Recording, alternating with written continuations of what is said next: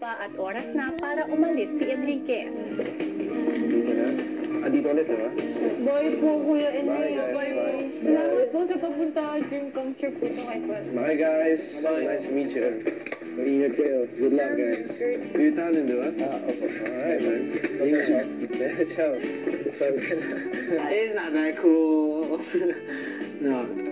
He's really cool. He's really cool. He's really cool. Napaka-humble niya po. Tapos yung mga taong nakakasama niya po parang hi, ganun po siya. Tapos, yeah, very warm-hearted. Bye. Bye.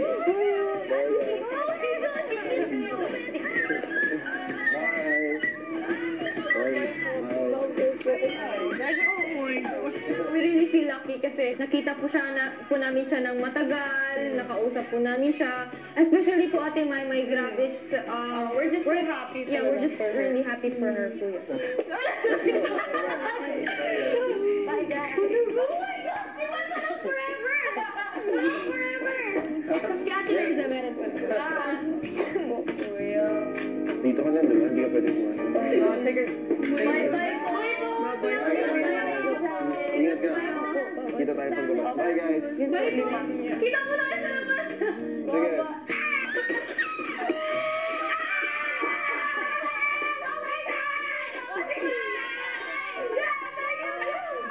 Okay ka na ba, Ate Moy? Okay, diba?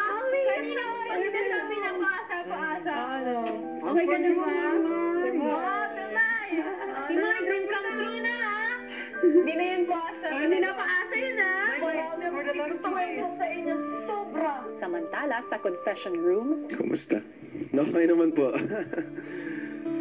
Sobrang nakaliw ako kay Maymay. Super energetic niya, grabe. Sobrang grabe yung buhay na nalalabas niya sa isang napakapayat at tindawin babae. It doesn't make her so ordinary after all.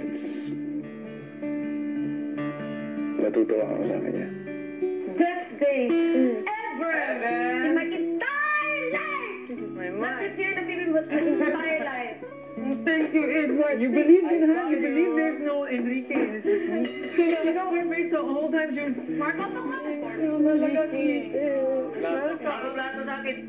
Sa lahat ng pinagdaanan niya, sobrang positive thinking siya.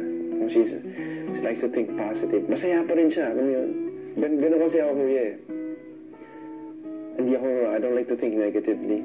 So sa lahat ng mga problema, I always choose to look at the brighter side. Kaya yun ang nakikita ko sa kanya. Kahit namatay lolo niya, sabi niya kanina, gusto niya isipin yung natitirang tao. Yung lola niya, yung mga importanteng tao na natitira para sa kanya. Sabi mo, tama yan. Yan ang dapat mong gawin. Parang ako lang. Kaya natutuwa talaga ako sa kanya. I see myself in her so much. Baby daw? Tsaka sa lahat ng jacket niya, ito yung pinaka-paborito niya. Sana mas marami yung oras para na prepare pa na mas marami pa ako mabigay. Pero pinamis ko naman siya paglabas niya. Magde-date kami. Tutuwa po ako na may mga ganong klaseng tao pala na natutuwa sa akin. At super lucky po ako na sa lahat ng tao, kasama ko si Maymay doon. Alam ko po yung sitwasyon niya. Doon lang din ako nagsimula dati. Kaya malapit po siya sa puso si Maymay. Ako'y lubos na nagpapasalamat. Hindi lamang sa pagpapanglak mo sa aking imbitasyon, kundi sa pagbibigay kay Maymay ng isang hindi makakalimutang experience. You're welcome po, Kuya. Namiss ko rin to eh. Sana'y hindi ito ang huling pagkikita natin. Hindi po. See you soon.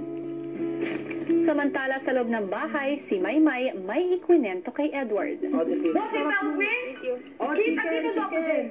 Oy, ito. Oh, don't forget your number! Cellphone number! Yes! Yes!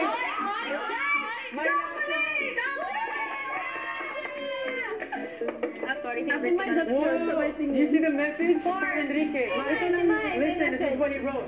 My mind, enjoy, but stay sexy. Love you, Enrique. Oh my God!